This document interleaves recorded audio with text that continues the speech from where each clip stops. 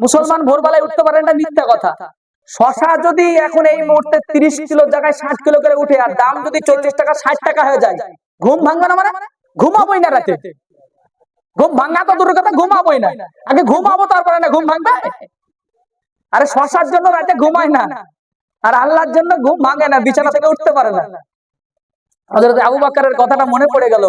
নবীজিকে একদিন নবীজি বললেন, আবু বকর, একদিন তোমাকে মনে হয় আমার সাথে চলে যেতে হবে।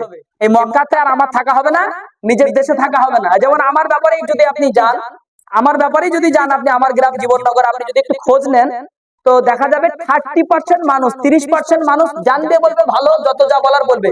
70% বলবে একদম যা ইচ্ছা তাই শয়তান, যা ইচ্ছা তাই বদমাশ, যা ইচ্ছা তাই। এটা কে বলবে? আমার গ্রামের লোক বলবে। এটা তো আমি আপনাকে আগেই বলে দিলাম, আপনি যান তাহলে বুঝতে পারবেন। তার একটাই কারণ যে আমি সর্বদাই, আমি গ্রামের লোকের পক্ষেও না, ইমাম সাহেবের পক্ষেও না, কারোর পক্ষে না, কোরআন আর হাদিসের পক্ষে কথা বলার চেষ্টা করি। তার জন্য খারাপ আছি, আলহামদুলিল্লাহ, অসুবিধা নাই। প্রত্যেকটা আলেমকে বা প্রত্যেকটা ইমানদার মানুষকে যদি কেউ গালি দেয়, যেমন আজকে আমি যদি যা দুটো কথা বললাম তার মধ্যে যদি আপনার ব্যথা লাগে, তার জন্য যদি আপনি গালি একটা দেন, আর আমার অজান্তে আমার নেকিটা আমলনামায় যোগ হবে। আমি যদি হকের পক্ষে থাকি আর আমাকে যদি আপনি গালি দেন না, তো আপনার তো গুনাহ বাড়বে, আর আমার অজান্তে আমার নেকি জমা হবে। তো বহু এরকম গালি দেওয়ার লোক আলহামদুলিল্লাহ হয়েছে। এটা আমি খুশির খবর, এটা যে আমার লোক গালি দেওয়ার লোক অনেক আছে, যার জন্য প্রতিদিন গালি দিচ্ছেন, আমল নামে ফ্রি ফ্রি নেকি ঢুকছে আমার। অসুবিধার কি আছে গো? ফ্রি নেকি তো এগুলা। কিয়ামতের দিন উঠে দেখবো যে আন্দাজে আল্লাহ একটা গুনাহ একটা নেকির পাহাড় জমা করে দিয়েছে। বলে কোথা থেকে? বলে অমুক লোক তোমার গালি দিয়েছিল। হাদিসের মধ্যে এসেছে, কেউ যদি কারোর মা তুলে গালি দেয় আর ওই লোকটা যদি দোষ না থাকে, তাহলে ওই মা তুলে গালিটা তার নিজের দিকে যাবে। আর এমনি গালি দিলেই, গালি দেওয়ার ব্যাপারে হাদিস মিশকাত শরীফে এসেছে, কেউ যখন কারোর মা তুলে, বাপ তুলে, দাদু তুলে গালি দেয়, যার ব্যাপারে গালি দেওয়া হবে আগে ওইটা ব্যাক করে এসে ওর দিকে যাবে। মানে দেওয়ালে যেন টেনিস বল মারলে যেমন করে লেগে আপনার কাছে ফিরে আসে, ঠিক এরকম কাউকে বা তুলে গালি হয়েছে, আপনি বিয়ে করেছেন বলে একবারে শাশুড়িকে সহজ একবারে আচ্ছা করে ঝেড়ে দিচ্ছেন না, আপনি মাঝে মাঝে বকে দেন না, একবারে মা তুলে হ্যাঁ সুন্দর করে দিচ্ছেন না, তো আপনি ভাবছেন যে শাশুড়ির গায়ে লাগলো নাকি? যার পেটে জন্ম হয়েছে তার গায়ে লাগলো। সহ্য লজ্জা হয় না আপনার? বউকে তো গালি দিলেন, মা তুলে, বাপ তুলে, ভাই তুলে, 14 গোষ্ঠী তুলে গালি দিলেন। যাই বউকে আপনি 14 গোষ্ঠী তুলে গালি দিয়েছেন, ওই প্রত্যেকটা গালি আপনার বাপের আর আপনার মায়ের, আপনার দাদার আর আপনার 14 গোষ্ঠীর গায়ে লেগেছে। একে তো যদি মেয়েটার দোষ না থাকে তো নেকি সব পাবে, আর আপনার গালি দেওয়ার কারণে আপনার বাপ মা এদেরও বদ্ধ আপনার উপরে পড়বে কিয়ামতের দিন। এই জন্য গালিগালাজ করতে গেলে হিসাব করে করতে হবে। এমনও এসছে হাদিসের মধ্যে, আমার যদি শোধলার ব্যাপার থাকে, প্রতিশোধলার যদি ব্যাপার থাকে, তাহলে আমাকে যেই গালিটা দিয়েছে ওই গালিটাই তাকে ফেরত দিতে হবে। পারলে ক্ষমা করাটা হচ্ছে উত্তম, যদি না পারি একটা বাড়তি করা যাবে না। আপনাকে শুধু একটা গালি দিয়েছে আর আপনি ধুয়ে দিলেন একবার আচ্ছা করে, না, এই একটাই দিতে পারবেন জবাব, একটাই।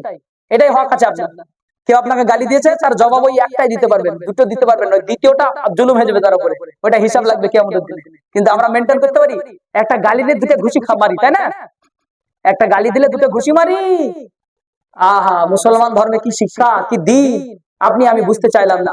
তো আমার আপনার এই নামাজ এর গুরুত্ব আছে অনেক। এরপরে আমাদেরকে সবচেয়ে বেশি যে চিন্তা ভাবনাটা করতে হবে সেটা হচ্ছে মৃত্যুর।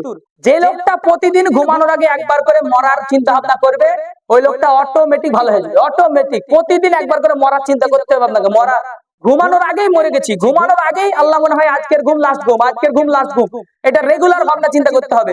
হাদিসের মধ্যে এসেছে, মানুষ যখন ঘুমিয়ে যায় তখন তার রুহটা বের করে নিয়ে চলে যাওয়া হয়, রুহটা বের করে রাখা হয়। মানুষ ঘুমিয়ে যায়, আমার আল্লাহ রাব্বুল আলামিন আবার রূহকে হুকুম করে, তুই আমার বান্দার মধ্যে প্রবেশ করে যা।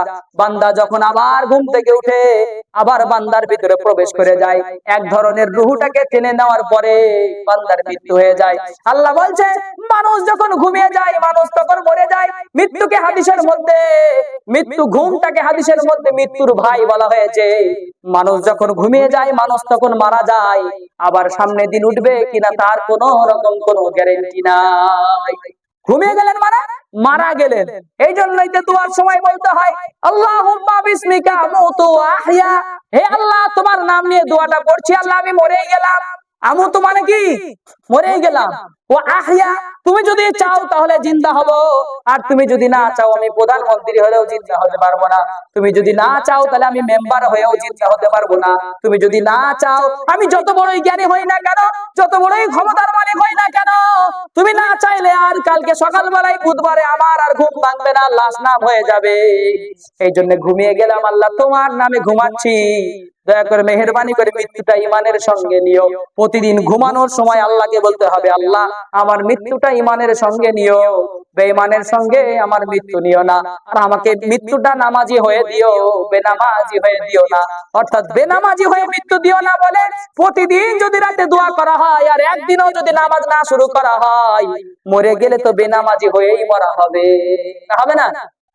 প্রতিদিন দোয়া করে আল্লাহ বেনামাজি করে আমাকে মারো না, কিন্তু নামাজ পড়বে না। তা কি করে হয়? নামাজ পড়তে শুরু করে দেন, আল্লাহ হয়তো আপনাকে নামাজি হিসেবে কবুল করে নেবে, নামাজি হিসেবে কবুল করে নেবেন। আচ্ছা, আমরা সবাই মানুষ মারা গেলে দোয়াটা পড়ি, ইন্না লিল্লাহি ওয়া ইন্না ইলাইহি রাজিউন। কটা মাসালা গুরুত্বপূর্ণ, কটা মাসালা বলবো, আপনাদের জ্বালাবো না, বিরক্ত করবো না, কয়েকটা মাসালা। মানুষ মারা গেলে আমরা কি পড়ি? ইন্না লিল্লাহি ওয়া ইন্না ইলাইহি রাজিউন। জীবনে কোনোদিন এই দোয়াটার বাংলা মানে কে পড়েছেন একজন বলতে পারবেন যে ইন্না লিল্লাহি ওয়া ইন্না ইলাইহি রাজিউনের বাংলা শুনেছি? বাংলা কোনোদিন পড়েছেন, দেখেছেন কোনোদিন? বইয়ে লেখা না ইন্না লিল্লাহি, দোয়ার বইয়ে যে দোয়ায়ে মাসনুন, তারপরে নামাজ শিক্ষা বইয়ে মৃত ব্যক্তির জন্য এই দোয়া পড়তে হয় মানুষ মারা গেলে। ওখানে আবার মানুষ মারা গেলে ওরকম লেখা নাই, আমার মনে হয় ওখানে ওরকম লেখা নাই। কোন দুর্ঘটনা ঘটলে লা ইলাহা ইল্লাল্লাহ পড়তে হয়, ইন্না লিল্লাহি ওয়া ইন্না ইলাইহি রাজিউন।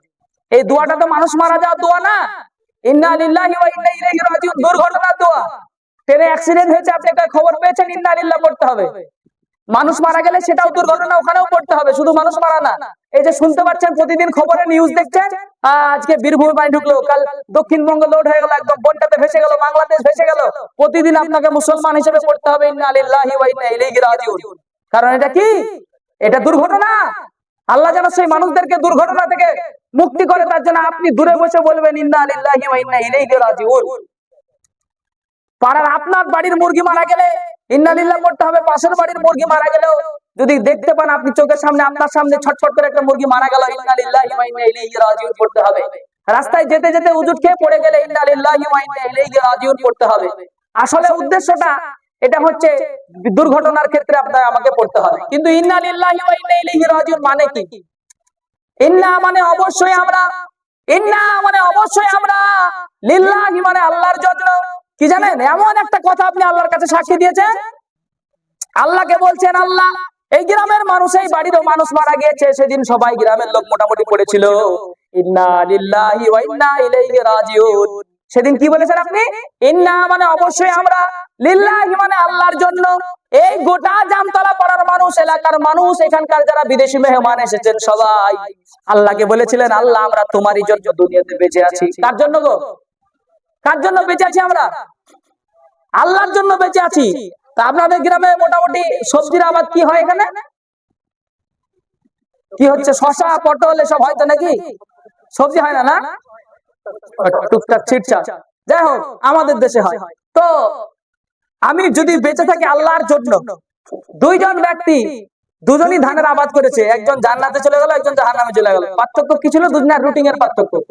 একজন আবাদ করছে ধানের আবাদ, সকালবেলায় ফজরের নামাজ পড়ে ধানের জমিতে নিরাম দেয়, পরিষ্কার করে, আবার এসে নিয়ত করে যে নামাজটা ধরবো জোহরের নামাজটা পড়ে এসে ঘুমাবো। আর আরেক দল, এক দলের আলসে অলস কুড়ে লোক আছে, ও যাবে ফজরের নামাজ পড়ে সবার বাড়ি থেকে আসবে, ও তখন ঘুম থেকে উঠে চোখ মুখ দলাতে দলাতে চায়ের দোকানে যে একটা বিস্কুট আর একটা চা খেয়ে দোকানে দৌড়বে, এই মাঠে দৌড়বে। মাঠে যাওয়ার পরে মাঠের কাজ সেরে আসার পরে আর চলতে পারছি না বলে একদম সেই গায়ে কাদা মাদা যা আছে নিয়ে চার হাত পা সাত করে একবারে বাড়ির দিয়ে একদম চার হাত পা সাত করে পড়ে গেল, বুঝলেন কিনা? সুন্দর করে একটা ঘুম দেওয়ার পরে বিকেল 3টের সময় উঠে গোসল করে একদম সুন্দর পোশাক আশাক করে বাবুর মতো বেরিয়ে গেল। ওর নিয়ম হচ্ছে নামাজ বাদ দিয়ে কাজগুলা করে, আর এর নিয়ম হলো নামাজগুলা ধরে ধরে কাজগুলা করে। এটাই পার্থক্য, আর কিছু না। আমি ইমানের কাজগুলা আমরা সবাই কিন্তু ওই জমির আবাদ